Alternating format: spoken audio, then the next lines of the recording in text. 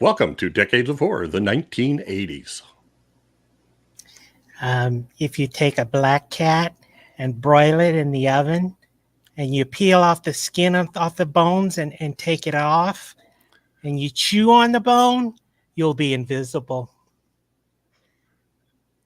This is episode 264, recorded July 24th, 2024. Gruesome Magazine. It's got to be a black cat. Yeah. Yes. Mm-hmm. And my teacher told me not to try that at home. I felt like it was not necessary to say that, but okay. There's better ways to become invisible. Yeah, I know, right? Yeah.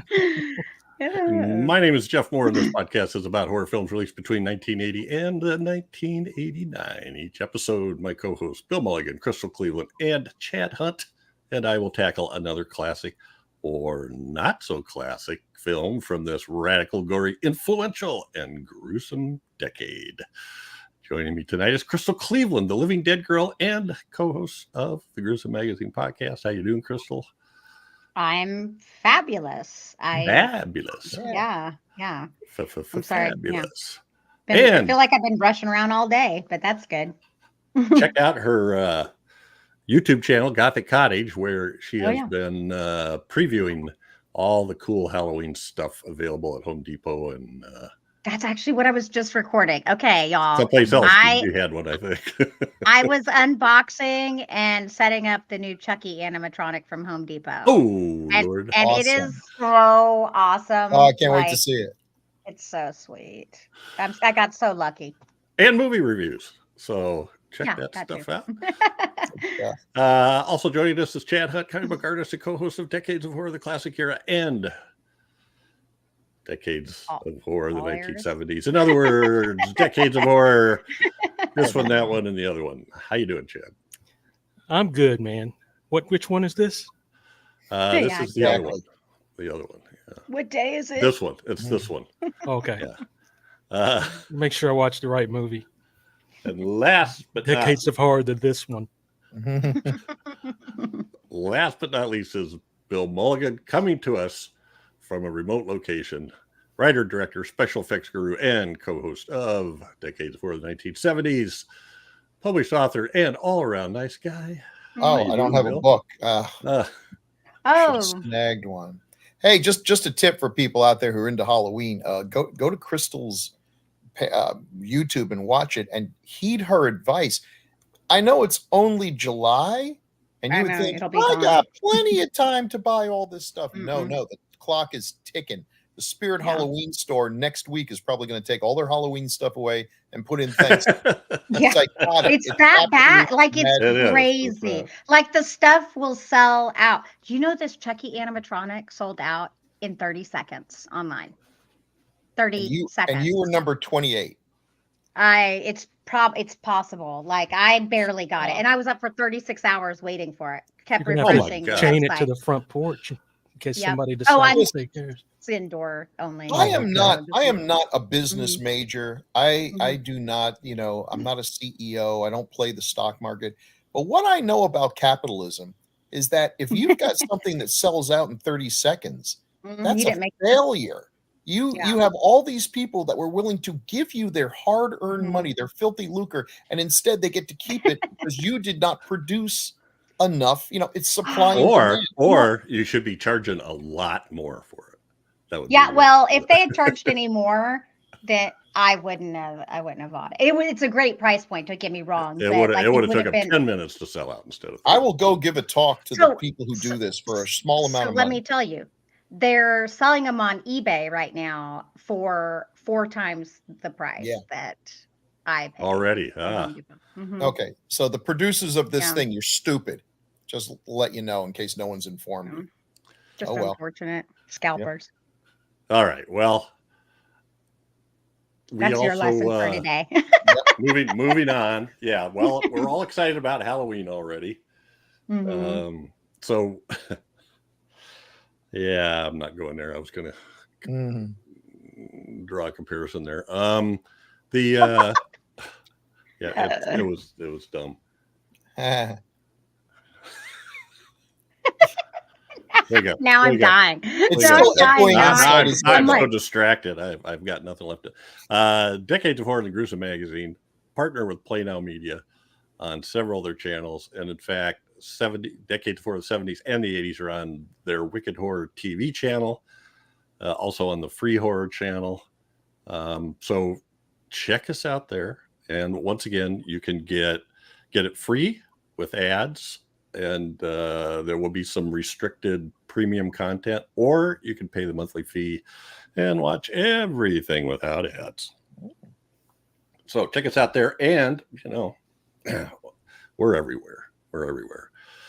It's a pretty decent service. All right. On this podcast, we start out by giving some basic details of the film we're covering, and we follow that with our first impressions of the movie, some taglines, take a look at posters, or in this case, poster, and talk about whatever we want to. But then there are some things to talk about here. So, and spoiler alert, this one's actually about as recent as they come. 35 years old for us. So wow. If you haven't seen it, you should go watch it first if it's going to bother you that we spoil it. So we start with right the out details. Of the gate. Right out of the gate, we'd spoil it. Mm-hmm. Yeah, we do. We don't care. We don't care at all. We don't care. So our film today is Parents, released in 1989, directed by Bob Balaban. Sounds good to me. Written by Christopher Hawthorne. The cast includes Randy Quaid, Mary Beth Hurt, Sandy Dennis, Brian Modorsky, and London Juno. The production company is Great American Films Limited Partnership and Vestron Pictures. It was filmed mostly in Toronto, Canada. The ending cabin with the grandparents was in Topanga Canyon in California. It was filmed August 9th to October 9th, 1987. Release date was January 27th, 1989. Wow, it took 2 years. That's crazy. Budget was $3 million. Domestic box office about 870,000. Oh, well. Yikes. In a way. And the synopsis: a young boy living in 1950s suburbia suspects that his parents are cannibalistic murderers. And there's our the young boy.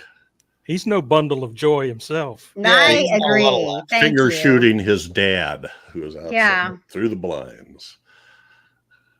This is, well, let's just stop there. And so, first impressions. This one happens to be Crystal's pick. So she gets to go first. So Crystal, when did you see this? Why do you pick it? What's it look like now? So I was a kid when I first saw this, and I remember it being very different. I do remember it being terrifying for me, but I also remember it being funnier to me. Why? I don't know. It is funny. It is a comedy partially, but it's also really traumatizing. Like, I think that why it struck me so much when I was a child is because I experienced a lot of the same stuff as this kid. Only from the let me say, only from the perspective of my the freaking meat, the steaks. My mom used to set a bloody freaking plate with steak on it in front of me, and I don't like meat. I just don't like it. And I actually think they did the opposite by forcing me to eat this stuff instead of like they were like big steak. And see, it makes me sick when I think about it. I think that like parents are so damn dumb a lot of the time. They're like, oh, eat it and like it. No, it winds up messing up your children so that they never eat it. It does the exact opposite to what you think it's going to do, because I refuse to eat steak now. It's disgusting to me. And I grew up in a household where we had that sort of stuff all of the time, and it was gross to me. And so I think that I related a lot to this kid, because what did go through my head is, what kind of meat is this? Because I was a weird kid too. I was a little bit messed up as well. So maybe that's why this film struck me so much. But I do think, and I do remember thinking how great of a job Randy Quaid did and how creepy he was. Mhm. Even though like he, prior, it was so funny in like National Lampoon's Christmas Vacations, like he's not usually that scary. So I think that was really successful. I think some of the comedians do the best jobs as villains. I've seen that multiple times in horror films, and it's like, God, they're so good. But yeah, okay. So now this film felt a lot darker to me, and the kid feels a lot more messed up than what I remember.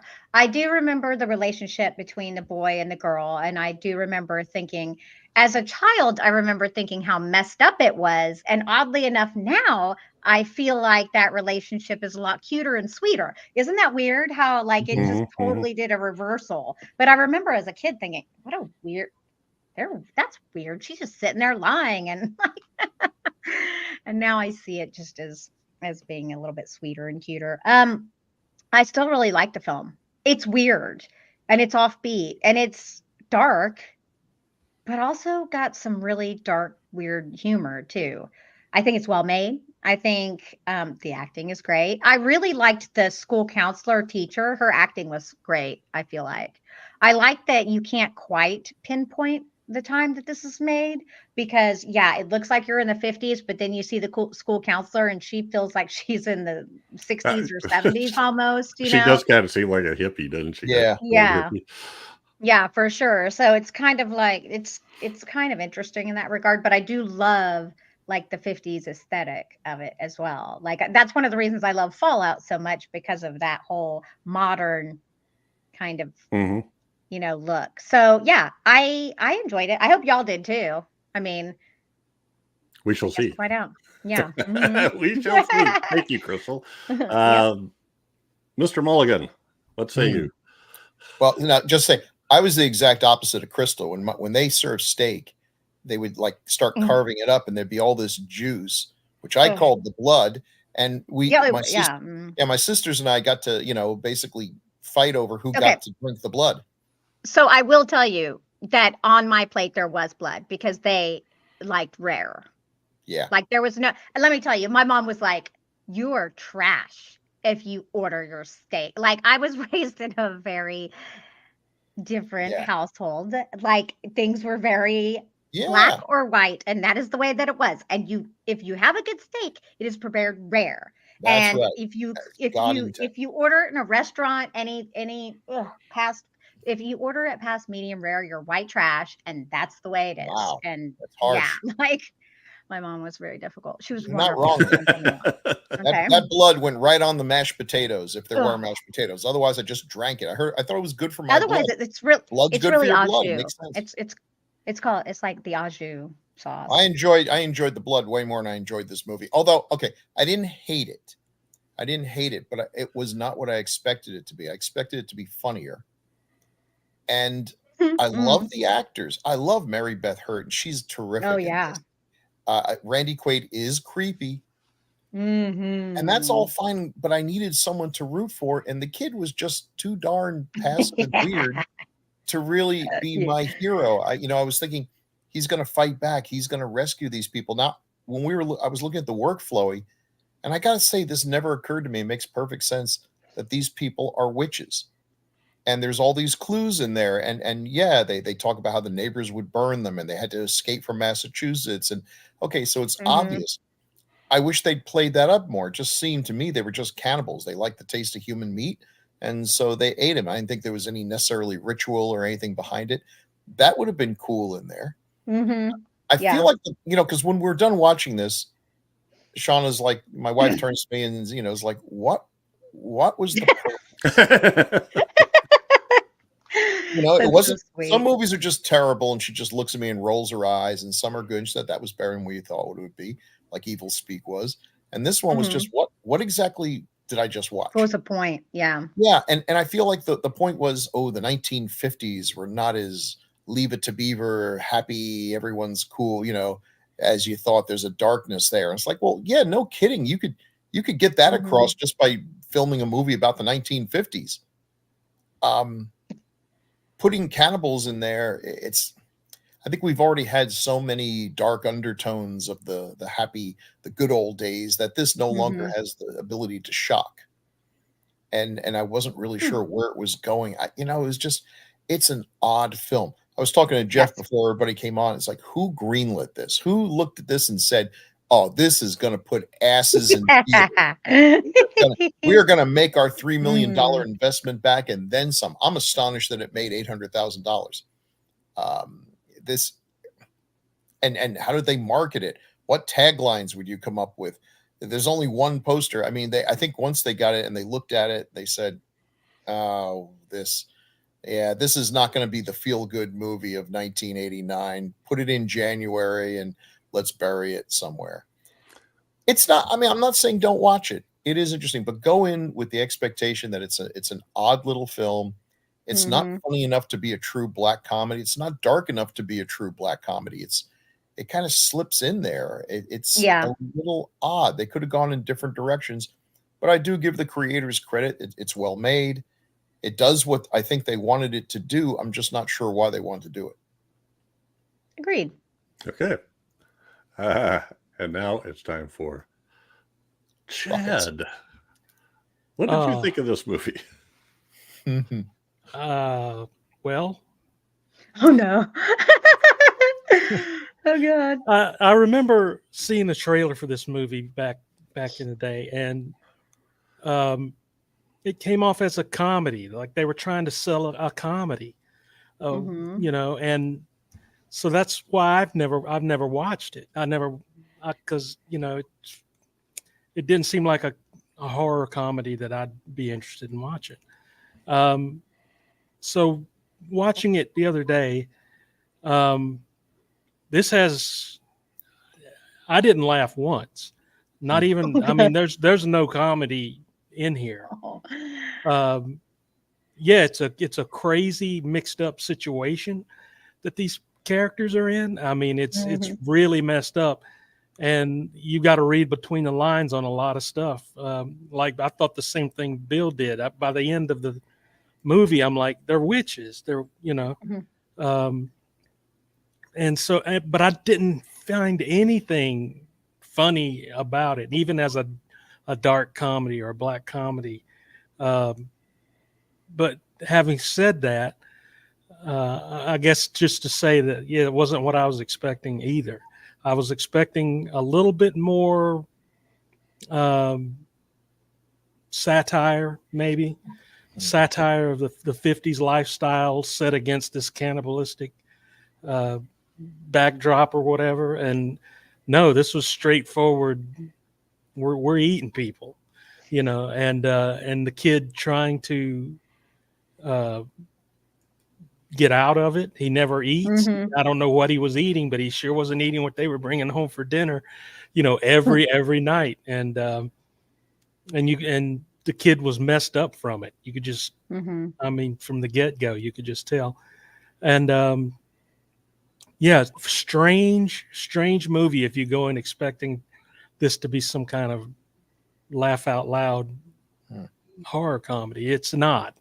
It is definitely not. And it's an oddball thing. It's I've never seen anything like it. After thinking it was a comedy, that the whole time that I've never watched it, I've always thought it was a comedy. And it's really not. It really is horrifying in some spots, especially Randy Quaid. Oh my God! And the ending was just even more horrific. Oh yeah. With the grandparents. Yeah, and that meaty. Yeah, have some of the long pig, and yeah, it was just an oddball film, and not I didn't hate it or anything. It's just it's something totally off the charts from what I was thinking it was going to be. All right. This was not what I was expecting at all. And I think some of you have sort of alluded to that. I'm thinking crazy Randy Quaid comedy, Mhm. you know. Yeah. And Spool. this is not crazy Randy Quaid comedy. This is button down Randy Quaid, Mhm. who wears a tie and a lab jacket to work. It is very tightly wound, it seems. But once I got used to it, I really liked it. I think partially yay. because Good. it's so different. Mhm. One of the things I love that you guys didn't mention was the old music. Oh yeah, The Dean Chantilly Martin lace. songs, yeah, Yeah. Chantilly Lace, Purple People Eater, which was a great closing tune for after he goes to the grand people's house, although they apparently didn't have to be purple. But I just love stuff like that. It was good music for the time period. Plus the decor of the room, they had that sort of abstract shaped coffee table, you know, like something out of the Jetsons or something, and that goofy squiggly horizontal lines on the and the curtains matched it too. I was like, wait, the curtains matched the wallpaper. That's crazy. So I sort of dug that, and they just were so weird. And then before you really even know what's going on, it's like, oh my God, do they eat a lot of meat? You know, it's two adults and a little kid, and they got a big platter. It's like the whole friggin' cow. Yeah, I too had that stuff to eat, not mostly because my grandfather was a farmer and he gave us a side of beef every year for Christmas. Nice. So all we had to do was go pick it up at the locker, you know, the divided and wrapped pieces. So I can remember sitting at the table. Steak wasn't quite as bad, but a roast, I just remember sitting there and chewing and chewing and chewing until it was just a mush. You couldn't even swallow. But I love that stuff now. So I don't know. I love that stuff now. So anyway, yeah, meat, lots and lots of meat. The kid wouldn't eat any meat, no matter what they did. They would I laughed out loud at some of it. I laughed out loud when he said, when the dad said, how does he say that? Kids, who made the bastards? Yeah. The dad says something else, and it's just an aside, and it's kind of quiet. But he says something about, you know, I was thinking of moving to Colorado. You could live back in the woods very simply. Someplace close to the highway, though, for the accent. Yes. Yeah, of course. Obviously. Just so, a matter of fact, I don't know. You'll try it. You'll like it. Your mother learned to like it. Oh, I do. I love it. Anyway, and it was, but they were like a regular couple in that they had differing ideas of how to raise the kid. The other thing was, I love the kid. I don't see how. I really kind of wonder about the kid. I should have checked his other credits if he had any, but wow, was that kid weird. I don't think you could have and every single thing that came out of his mouth was flat tone. Yeah. You know, no expression. The only weirder kid was the one from Burial Ground. Yeah. Yeah. But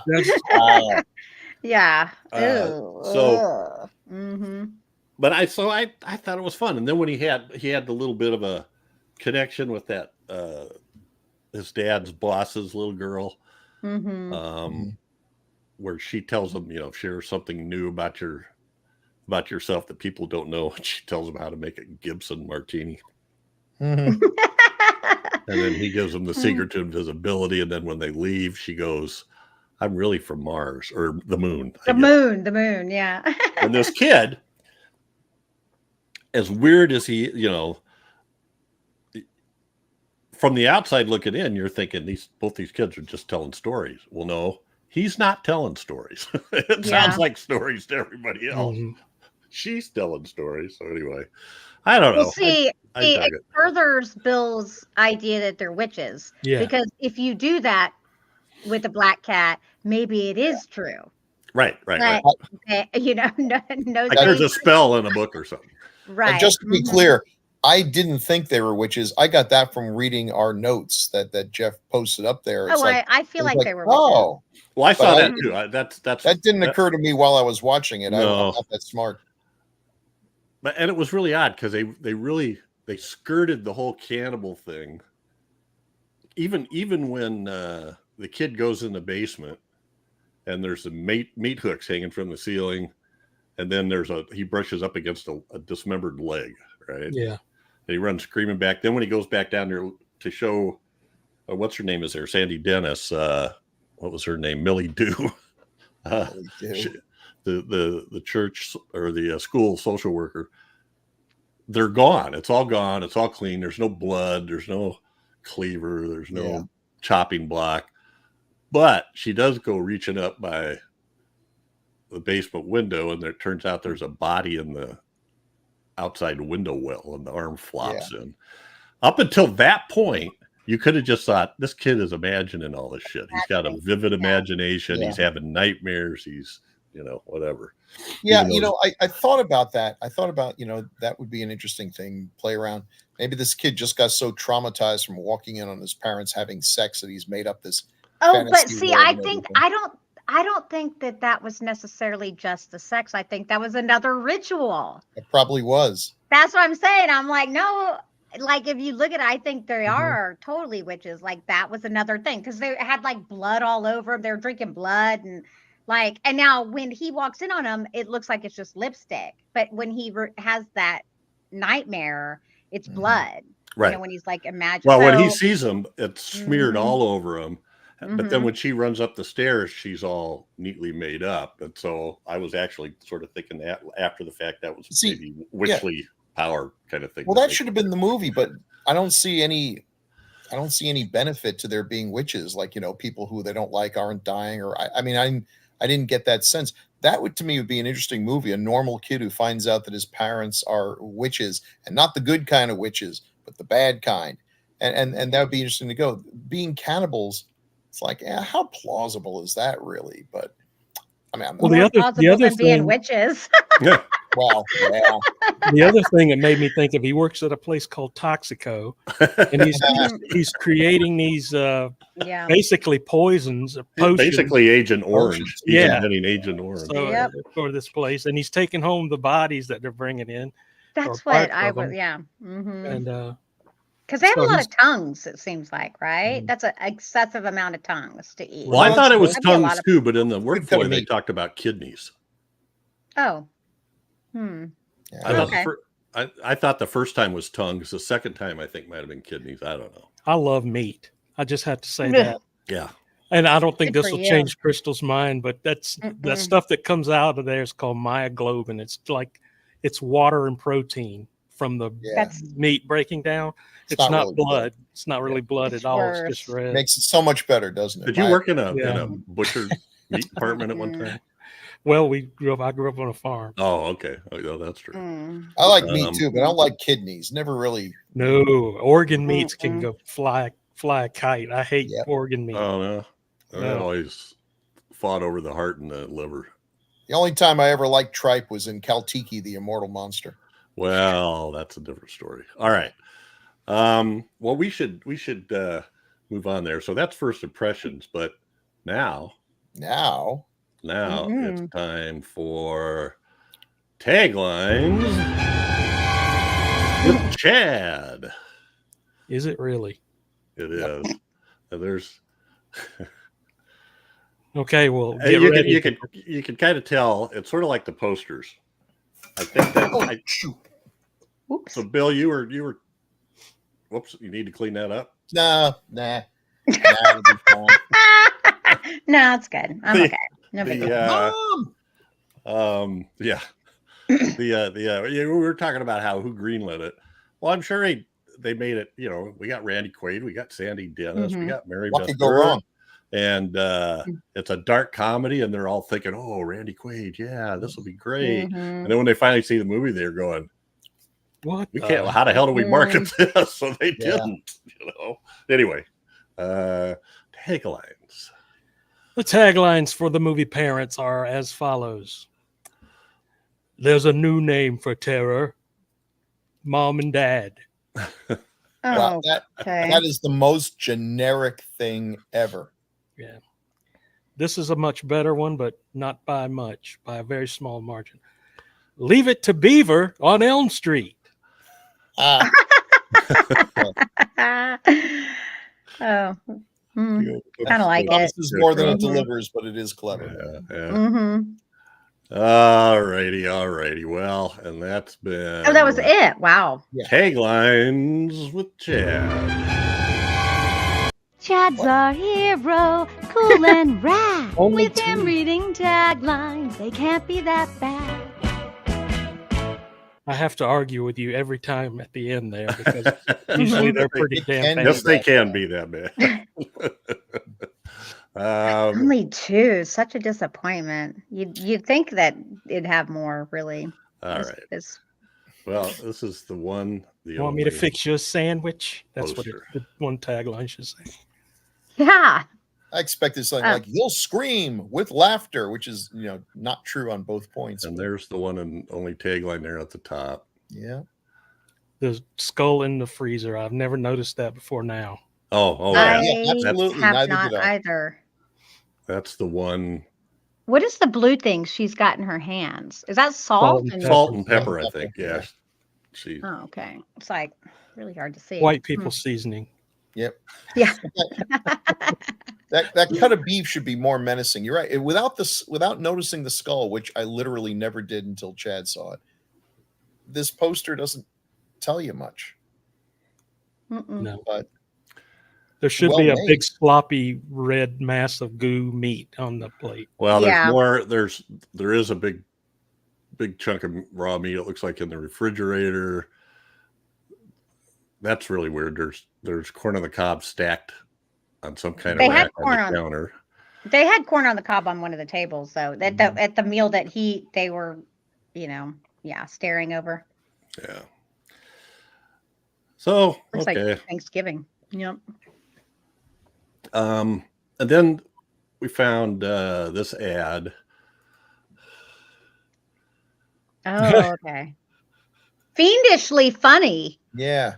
Somebody thought Peter Travers is easily amused. Yeah. He's from People magazine. So yeah. There you go. Showtimes. Did this come from Doc's scrapbook? No. I think it was it might have been in IMDb. I don't know. It was someplace when I searched the images of that. So now the director, this is kind of interesting, I thought. Okay. I thought his name sounded kind of familiar, but I didn't put it Rick together. Moranis, everybody. My boyfriend's back. Bob Balaban, or Balaban. I don't know how he says his name, but he's a very well-known actor. Kind of hard to recognize him with that green stocking hat on, but you see him in a lot of things.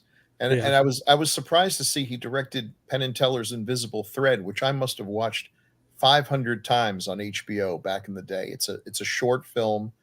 If you like Penn and Teller, you'll love Invisible Thread. It's really clever. And there's a horrifyingly bad copy either on YouTube or Vimeo or something. So I got to watch it again. I'd like to see it the way it's supposed to be. Now, if you don't like Penn and Teller, you're not going to laugh once. So I love Penn and Teller. Yeah, you like this one. It's good. So he was also, so he had, I should look it up before I say it. I think he had about 120 acting credits, 127, and he had 29 credits as a director. And as it turns out, his very first directing job, at least as credited as IMDb, was the pilot episode of Tales from the Dark Side. Oh, neat. He usually plays like a stuffy, bureaucratic type, quiet, school principal type of character. He also directed, where did I see that? 3 episodes of Erie, Indiana. I don't know if you guys, yeah. I know what Erie and a couple episodes of The Twilight Zone, the 2002 version with Forrest Whitaker as the host. Yeah. But then as an actor, he's in lots of stuff. One of the things that stuck out to me was I Am the Pretty Thing That Lives in the House. That's a Oz Perkins movie. Yeah, I was about to say Osgood Perkins. I just did a movie from him. Am I just because of the way he's dressed up in that top not picture? Oddity. Is he a Wes Anderson favorite? Because that looks like it walked right out of a Wes Anderson movie. You know, if I don't know. I don't think so. And there's 200 things to go through, so don't worry about it. But I don't know what because I know that I've seen him in something recently, I thought, but I'm not seeing it on his credits. So maybe it was older than what I thought. I don't think there's anything wrong with the way this was directed. I just think it had a weird script that just didn't have enough popular appeal. Yeah, he's been in some Wes Anderson stuff, Moonrise Kingdom and Grand Budapest Hotel. Okay. Close Encounters, he was in. Oh, wow. Altered States. Oh, wow. Oh, yeah, there's Moonrise Kingdom. Okay. He's really done a lot of stuff in the last 20 years. He's really, I don't know if it's Lady in the Water. Oh, which nice. may be where he hooked up with let's go to we'll just do this one first because Mary Beth Hurt was in Lady in the Water. She was. M. Night Shyamalan movie. Daryl. I love Mary Beth Hurt in this movie.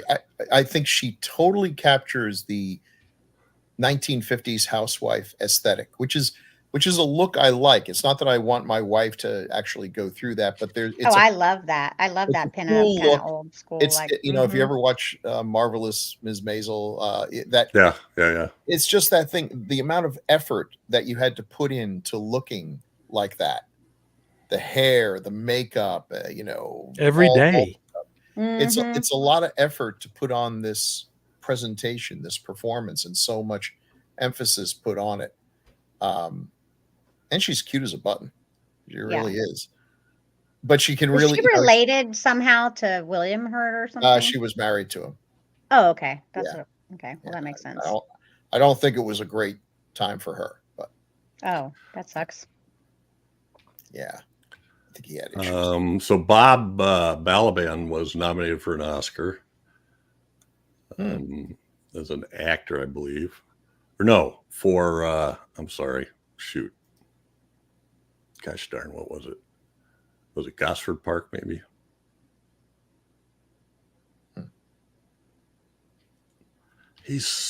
My fingers twitching.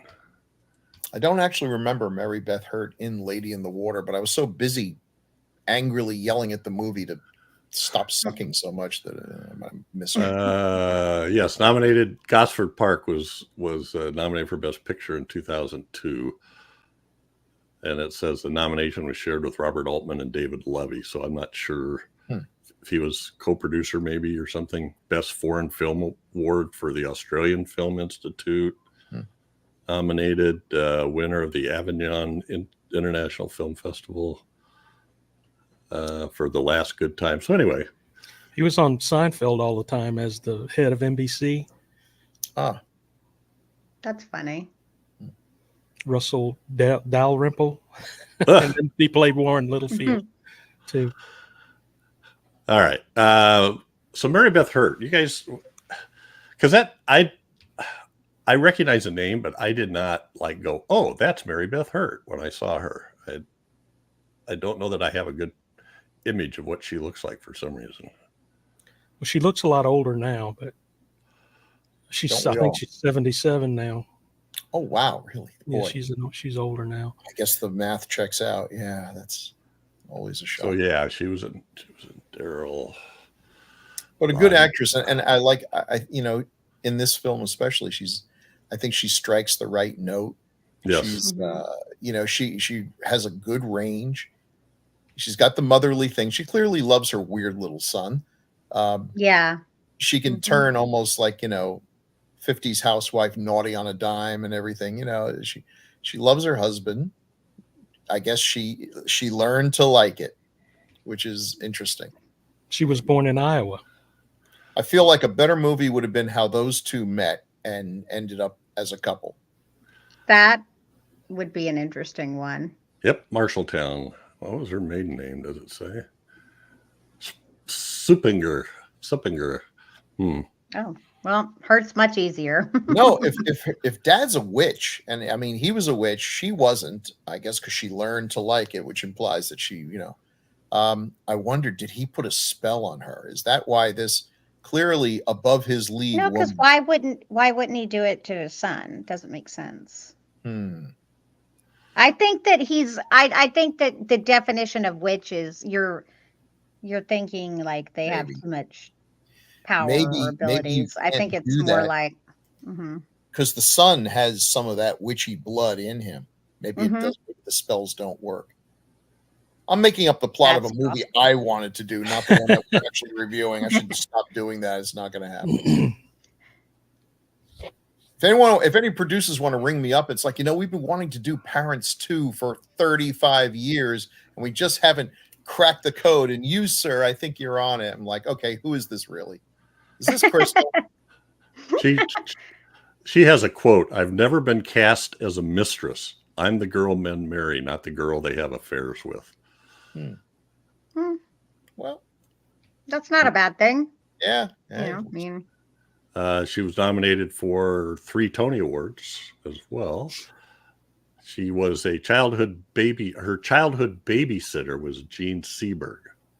Oh, wow. Who's that? Who was also famously from Marshalltown, Iowa, at least in Iowa. Oh. That's famously. Very good actress. Ran afoul of the CIA and had a tough life. Oh. Yeah, that's Marshalltown's about 50 miles from me. Let's see here. Thanks for noticing that, Chad. I think I saw that at one point, but I forgot. You know who else? Why am I thinking this? Sandy Dennis is from Nebraska. All right. Quaid. And that's a great picture of him in this movie. I'm with Crystal. I mean, this guy, he plays funny very well, but you can easily see, I mean, if he showed up in an episode of CSI as, the happy dad serial killer kind of thing, it's like, yep, sure. Look at him. Well, the Vacation movie sort of ruined him for anything serious. He is a good actor. He's a great actor. Right.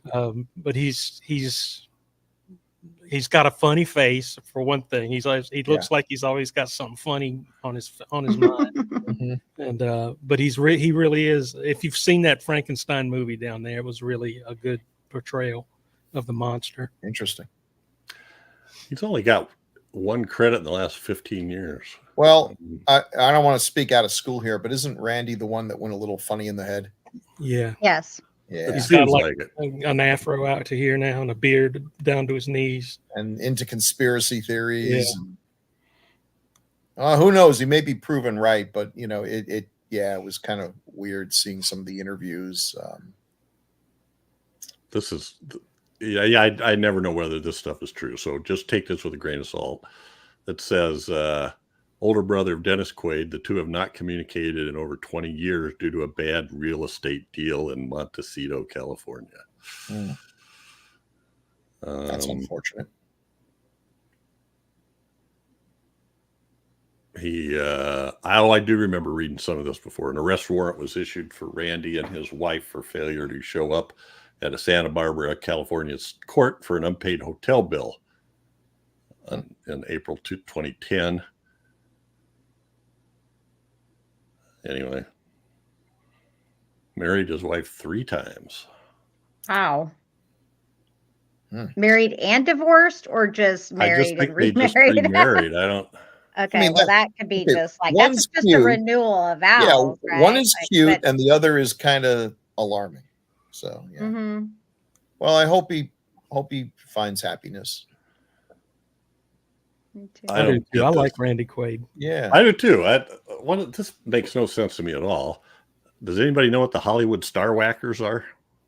God, no. In 2010, he applied for refugee status from Hollywood Star Whackers in British Columbia until he found out his wife was half Canadian, so they didn't need to ask for it. None of that made sense. Yeah. I don't know who the Hollywood Star Whackers is. No. It's in quotations, so they we'll filed protect for you from the bankruptcy. Oh, your wife's Canadian? Sorry. cast. That's good. No. Actually, He applied that worked for him.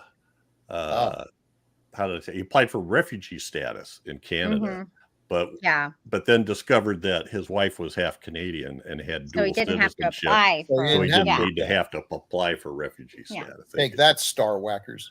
Yeah. Lots of tax problems. That's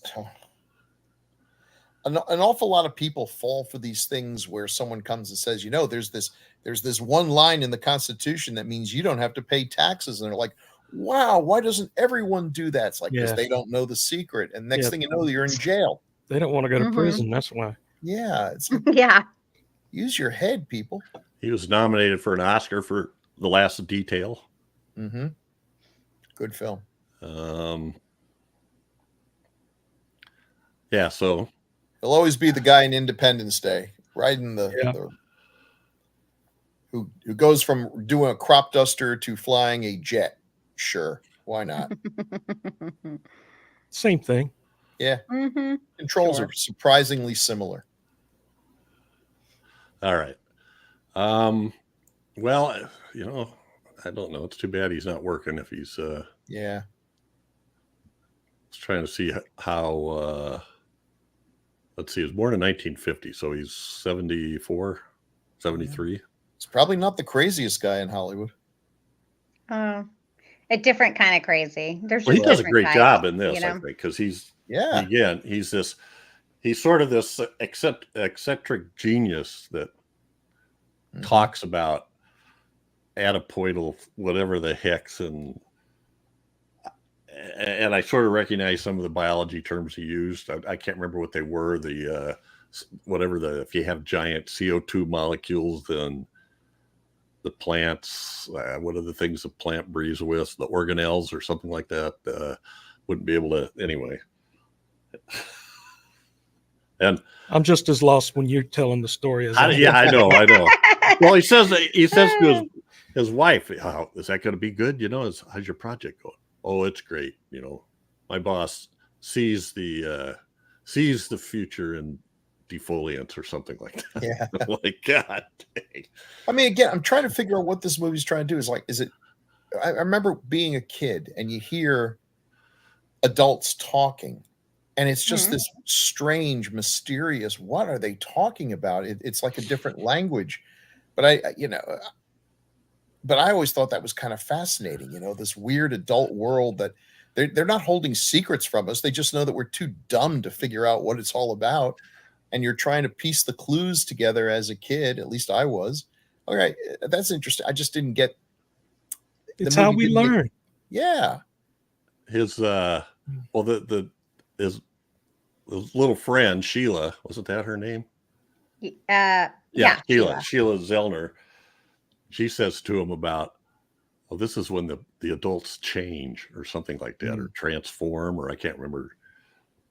And I couldn't tell if she meant because they were drinking and they were getting lighthearted and goofy. And I kind of felt like they didn't play into it at all, but I kind of felt like Randy Quaid spilled his drink on his wife so they could leave. Is what? Yeah, of course. They didn't really show that, but anyway.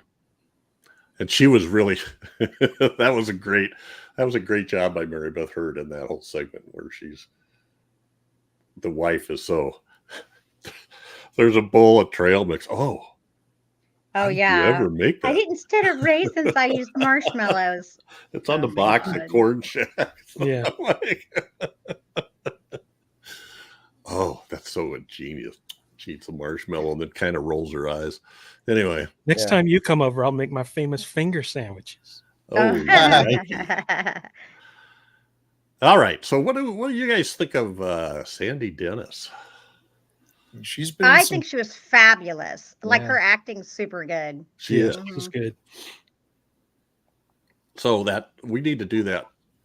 I think we talked about it one time. Something Evil is a TV movie that Steven Spielberg directed in like 72 or something like that. Yeah, don't get your expectations too high for Steven. No, I watched it. I've seen it. And then 976 Evil, and then God Told Me To. It just they're quirky choices. Yeah. Well, reading about her, there was a couple times she kind of quit doing movies and focused on stage work. It sounded like she was. Did she win an Oscar, or was she nominated for an Oscar for? I always get it mixed up. For some reason, I always thought it was Up the Down Staircase, but it's not. She won an Oscar for Who's Afraid of Virginia Woolf? It's Best Supporting. Oh, yeah. Come Back to the Five and Dine, Jimmy. Her and Darren McGavin, actually, or was it George Siegel? Her and George Siegel, I think, were the couple that came over to visit him. Yeah. Yeah. The one you said, Chad. The Out of Towners with Jack Lemmon. That's a Neil Simon. Yeah. A few TV episodes, things like that. But yeah, I wonder about actors like this who are so good. You know, they do theater, and obviously theater is much more rewarding because you don't get paid a whole lot, so it must be rewarding or they wouldn't do it.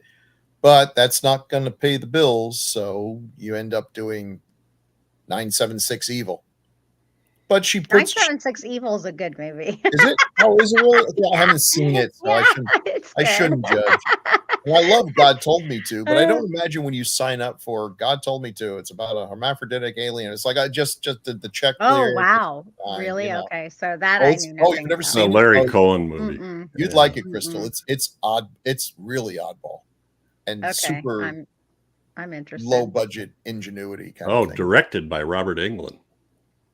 Oh, 976 Evil. Yeah, that's right. 976 Evil, yeah. Oh yeah, but it's good. Yeah, 976 Evil is good. Like it was so popular for a while there. I think it has some. Has anyone else seen it here? No one else. I saw it a long time ago. Was that a 90s film? It's got no, it's Evil Ed in it. 88. Yeah. Yes, exactly. There's a tagline right in the synopsis. People who dial 976 Evil receive supernatural powers and turn into satanic killers. Well, When don't do Spike that. dialed it, he knew it was an expensive toll call, but he didn't know that he'd have to pay for it with his soul. Live. And Oh, Dad's I was like, soul. live. Should have called it that. Oh boy, that's fun. So anyway, yeah, she always seemed kind of she's very quirky, and I was reading some stuff about her, and that she just she was a student of Uta Hagen and the actor studio, and that was a real method actor, and just developed all these quirky mannerisms, you know, with her face and her mouth, and you know, she always looks kind of weepy to me, you know, like Yeah, she did. I agree. There's something about her, but that makes her seem sympathetic. yeah. You know, like yeah. Oh, I'm not. I'm just describing. I'm not trying to be critical. She came across as really. She cared what was happening to this kid because she knew he was messed up. She did, and she wanted to find out why. But I bet she don't stick her nose in where it don't belong anymore. No, that's true. She's pretty unorganized, but yeah. Anyway,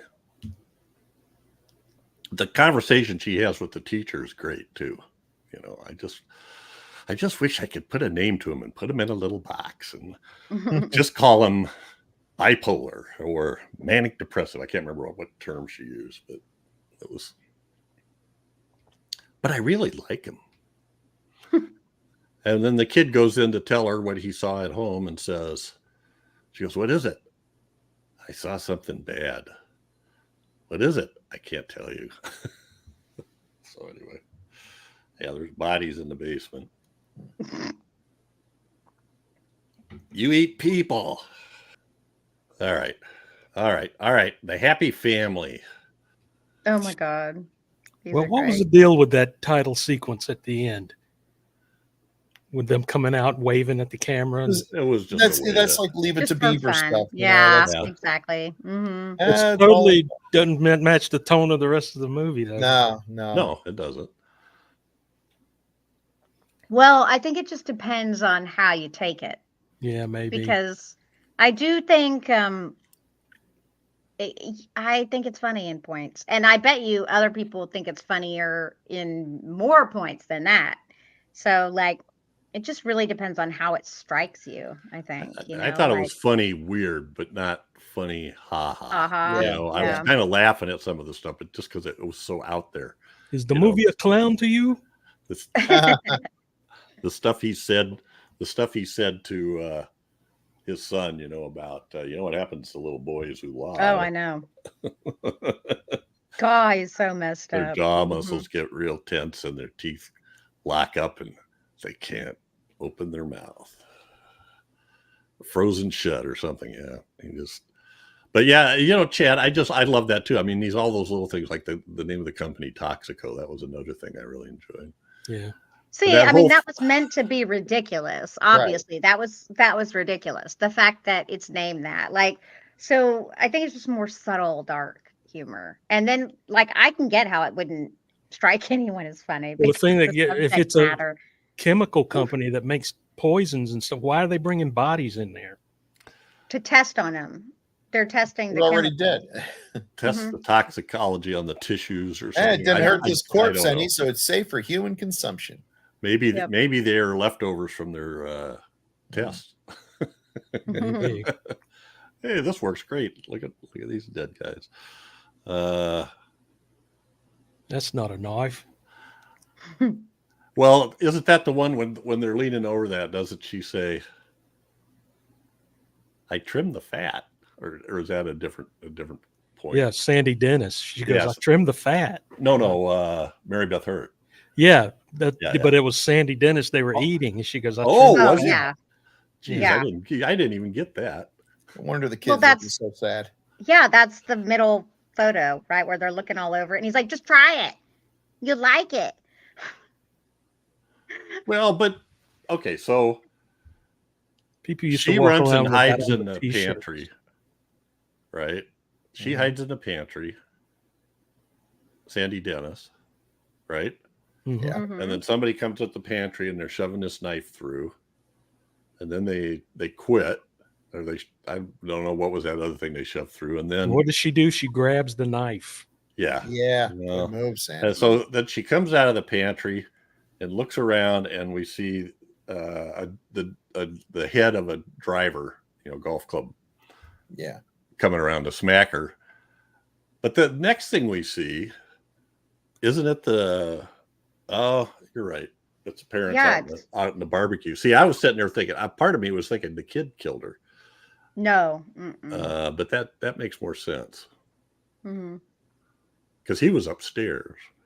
I think you put too much thought into it, Jeff. How did I miss that? Yeah. How did I miss that? Yeah. It's a happy family. And here's mom and dad. Yeah. That is such a 50s, 60s design to or decor. Mm-hmm. No, I mean the set, like I say, I think the movie does what it was meant to do, what they wanted it to do.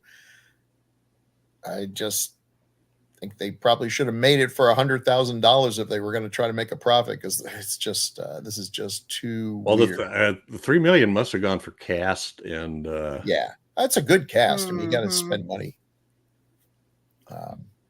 Hey Ma, what's for dinner? Well, I mean, there's lots of effects. Let's be real. There's a lot of effects here with the meat and stuff. There's the hand whipping around in the garbage. Yeah. Disposal. There's quite a bit throughout. If you actually watch it, there's and that kid never looks. He comes out there, sees that hand flipping around the garbage disposal, and then the blood's dripping down the front of the refrigerator. Oh he just doesn't react much. He's so. I mean, maybe he's just so traumatized, but again, that just makes it hard for me to empathize with him. Yeah. I thought it was a great take at the end too, when spoiler alert, they have a big, knockdown, drag out fight. His father kills his mother after she stabs him, after he goes after the kid, and then the kid kills the father, or he ends up dead anyway. And then we see the kid at the grandparents' house, and they're not really grieving or anything. No. Well, we'll go out and have some fun tomorrow. We'll go fishing or whatever. But then when it ends, she comes in and puts down a sandwich that's 2 pieces of bread with about 6 inches of meat piled up. And he rolls over and looks at it and just stares at it. I don't know. I just love that kid. By the time it got, at first I thought he was really weird, but by the end, I loved it. I think, like, I guess we've got to assume that he's been living his whole life like this. So I think he's just kind of might have had to leave numb, a little Massachusetts numb. because of something he did, Yeah. Pretty numb to all that stuff. Moved to Colorado. Yeah, I kept expecting maybe there was going to be a twist, like like the reason they had to leave Massachusetts was the kid. Yeah, he may not be a cannibal, but he's worse. Like there was something that would be awesome. Kind of flips the script a little bit, but no, it's pretty much what we thought at the beginning. Weird kid with cannibal parents. He's probably told somebody something, right? Yeah. All righty.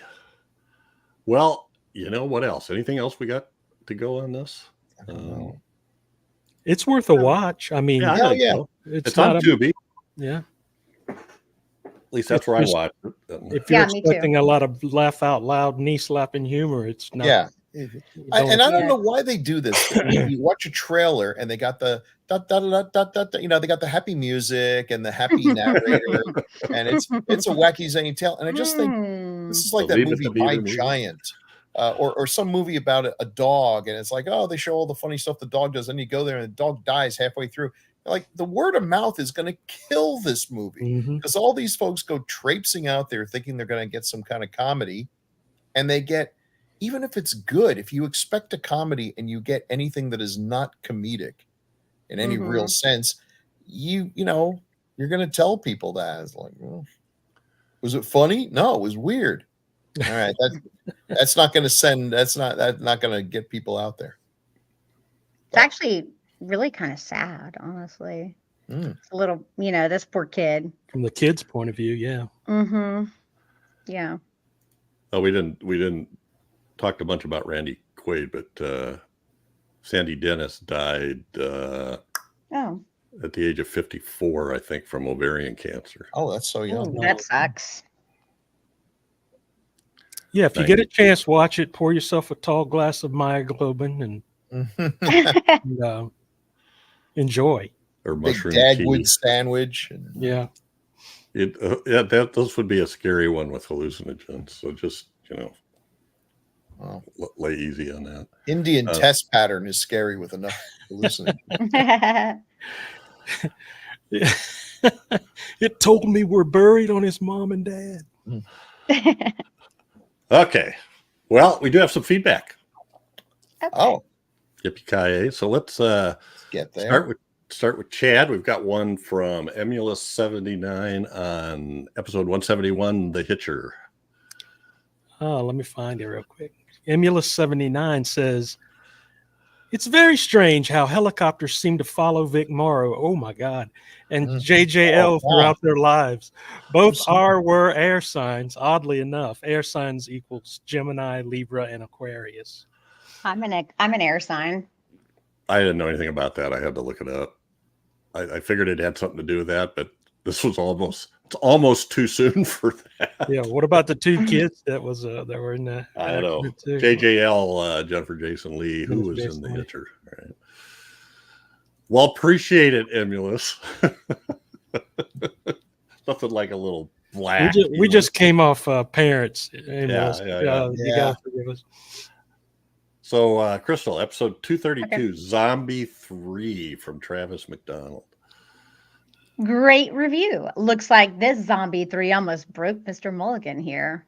And the vanishing point references were appreciated as that was all-time favorite of mine.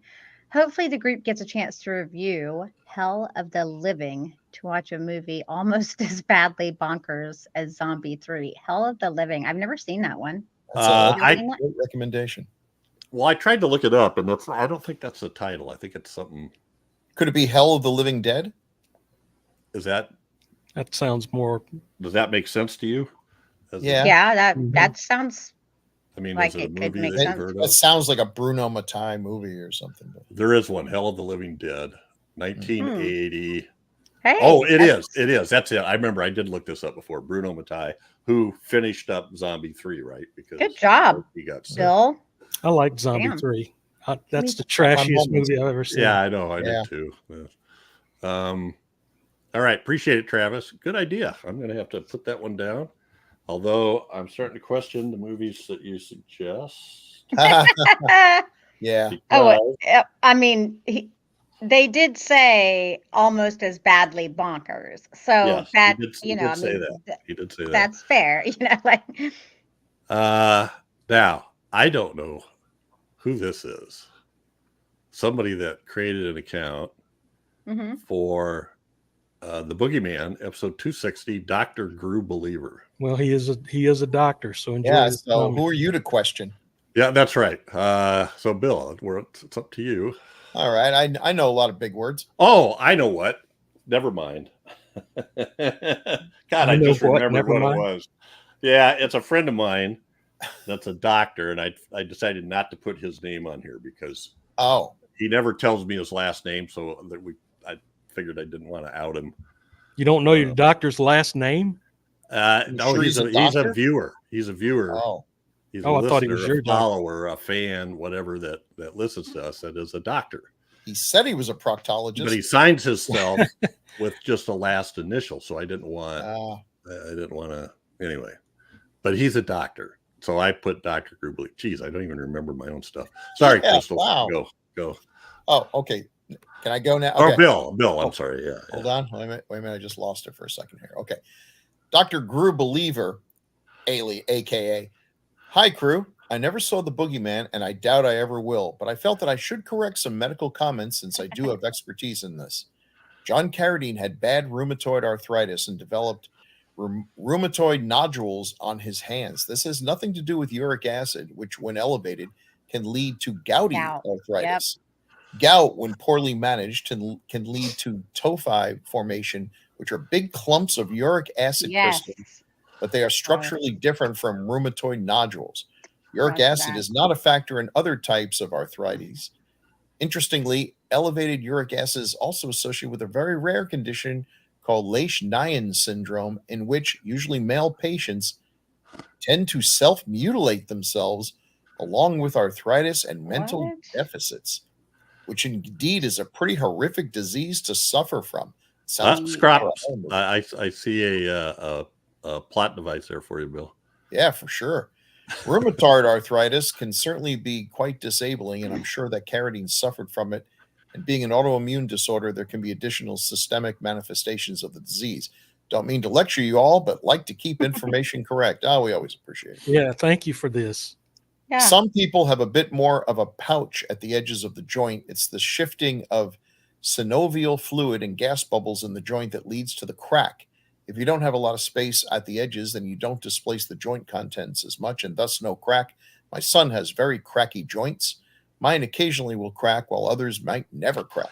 So I had replied to him and said, okay, this is interesting, but so why can't I not crack my knuckles? Getting into that. We were talking about. I think we did. I remember. We were talking about popping knuckles. You're talking about popping knuckles. Uric acid came up. How people always say that it gives you arthritis, and I said that is absolutely a lie.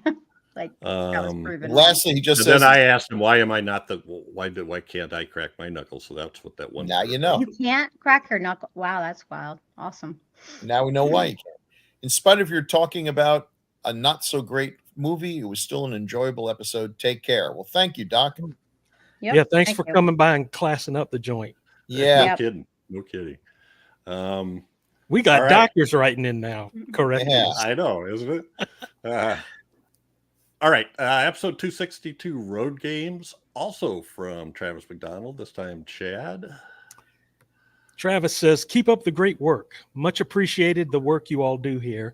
And any chance you all could review the first Troll movie down the line, best wishes." Love the Troll. There's a chance. They're horrible. I love them. That's 2 suggestions from Travis. Winners, both of them. And then Crystal from Bill Gabriel. Love Road Games, a movie worthy of its Hitchcock comparisons. Keach gives a winning performance. Movie also boasts a funny twist on the high-speed chase tropes. Yeah, we talked about that they were The director and the cinematographer wanted to come up with a chase scene where they went slower and slower. So as he tries to drive that semi down the alley, that keeps getting narrower and narrower. Gets locked up. Yeah. All right. And somehow or another, we're back to Bill for Jerry Chandler. Wow. That worked out well. Jerry, our friend Jerry, says, of Road Games, love this film, have for years. Can't wait to give this one a listen later. I've only been suggesting it since the start of Decades of Horror, the 1980s. Later, after listening to the episode, happy to see you all like this one. Surprised Bill didn't recognize Grant Page as that Grant Page. Beyond acting in quite a few crazy Australian genre films, he's also personally responsible for some of the craziest stunt scenes ever filmed in Australian cinema. This is like the second time he's burned me on not knowing who Grant Page is. I barely recognize anyone from anything. I look at the cover of the National Enquirer, and I don't know who any of these people are. On the other hand, I knew Bruno Mattei did Hell of the Living Dead, so I don't know. There you go. Brains work in weird ways. As for Road Games, it's long been a favorite slow-building, slow-burn suspense horror film, but such a troubled shoot. Forget Tarantino remaking it as is. Get someone to remake it from the original script before they had to start ripping entire scenes out during filming. The people involved joke about the fact that by the end of the first full week of shooting, they were almost a full week behind schedule. When you see them talk about how much plot and how many scenes they cut to keep their filming schedule, it's amazing they got something that good out of the script. But it also makes you wonder how good the film could have been with its storyline intact. I wasn't aware of that. That's actually really interesting. Well, we did. No, we actually talked about it. We did. They were over.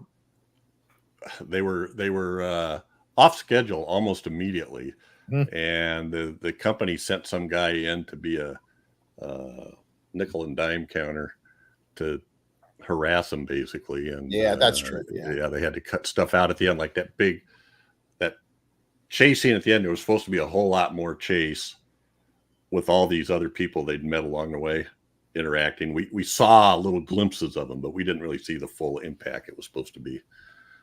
Like the guy that was had the boat and the motorcycle rider and those folks. All right, Emulous 79 again. Chad on Road Games. Emulous says, cool podcast. It's a shame the crew were such racist dicks to the actors. They rose above that anyway. Wait, what? What was that about? What happened? Well, I don't think it was racist. It was more nationalist, right? Yeah. I think Americans are a different race, but they were mean to the crew, or the crew was mean to them because they weren't Australian. They got a bunch of money from the Australian, something that was from government funds designed to boost the Australian film industry. And then they hired 2 American actors for the stars. So, okay, I get it. So there was some other American stuff in there too. Oh, gave the police American accents and American uniforms, and the director went to American film school. So, well, what's funny is just recently, Late Night with the Devil is an Australian film, and I think there's only one American in it, but it is made and set like it's all in the United States. U.S. Yeah. Right. Apparently they're okay with it now, so that's good. Yeah. Well. Yes, because it made money. Yeah. All right. Then Evil Speak, episode 263. Jeff L. says something, and I'm not sure. I guess we're at Crystal. Yep. Love this movie. Thanks, DOH. Thank you, Jeff. Appreciate it. Yep. Jeff's been a loyal follower for years. And then Robert Baker on Evil Speak. Bill? Hold on. Robert Baker. Hold on. Where did I go? Oh, here we go. Robert Baker says, I like this movie. I saw it on TV late one Saturday night back in the 80s. Back then, I had never heard of it and immediately thought that intro scene with Richard Mall was awesome. I probably saw this along with Dungeon Master about the same time. It's a shame Mall didn't do more horror films. True. Clint Howard is awesome in anything he does. Picked up on 4K Clint's killer bug movie from the 90s, Ticks. That one is a blast. Ticks. Where else can you see Mr. Howard running around screaming, I'm infested, over and over again? He's just fun to see, whatever he's in. True. Thank you, Robert. Appreciate it, Robert. I don't think I've seen Ticks. I got to go looking for that. There's a 4K out of that, huh? Okay. Bill or Chad, Emulous 79 again, this time on Evil Hello, Speak. Emulous. We meet again. Claude Earl Jones again? I just saw him in Bride of Reanimator, oddly enough. There's no way he's related to Darth Vader. James Earl Jones. Yeah. Maybe. Yeah. Adopted, maybe? I was thinking of anyway, never mind. He's one of the Earl Joneses. Yeah, he is. He is one of the Earl Jones. The Earl Jones brothers. And lastly, for Crystal, also on Evil Speak, another one from Travis McDonald. After watching your review, I decided to watch Evil Speak for the very first time, as it was one of those films I glanced at the video store back in the day, but never rented it. I really enjoyed it, and Clinton Howard was great in this. And as always, you guys did a great job reviewing. In regard to the next couple of episodes, Parents and Extro should be fun reviews. Parents is a forgotten gem with a great performance by Randy Quaid. Yeah, it is. As for Extro, it's trash, but its weirdness somewhat makes it worthwhile. Yeah, like Extra, that's going to be.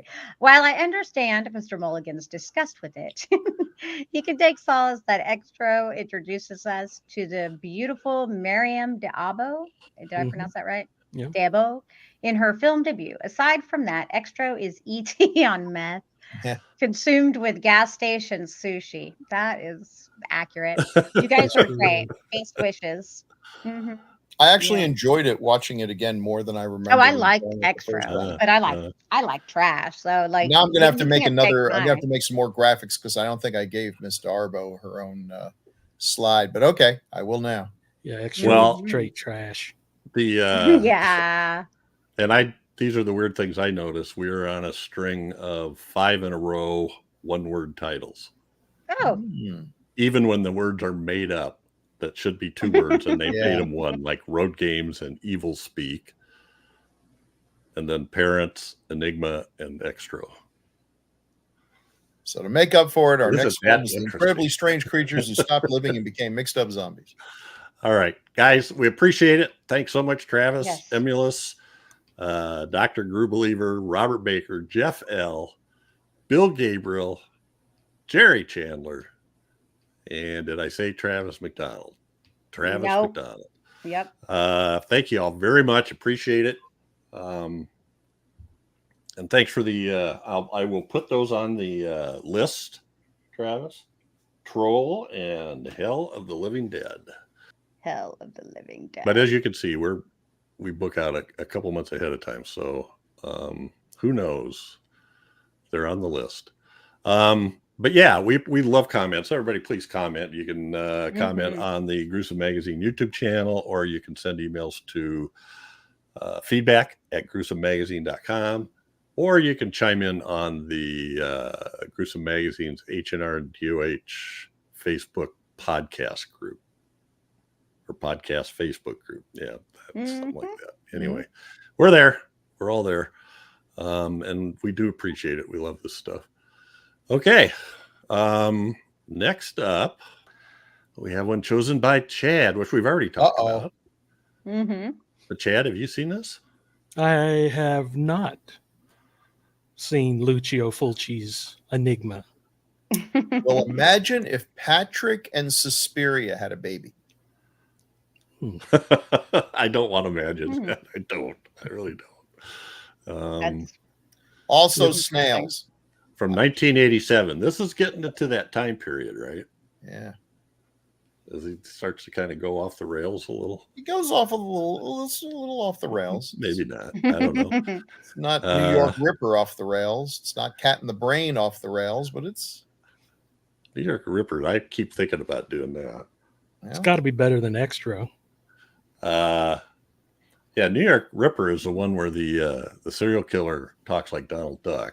Sure is. Oh my God. And which seems to me should have been in Never Torture a Duckling, but okay. Yeah. I mean, that would make sense. Which is one we might have to do for the 70s. All right, folks. I think that's it. Appreciate it. all the commenters, and thanks for listening, everybody. And thanks to Crystal, Chad, and Bill coming all the way from New York City. Oh, yeah, New York City. Well, not quite near. Get a rope. Oh, wow! I was just about to say that. Yeah. You know our pop culture here. Mhm. So say good night, everybody. Good night, Good night, everybody. everybody.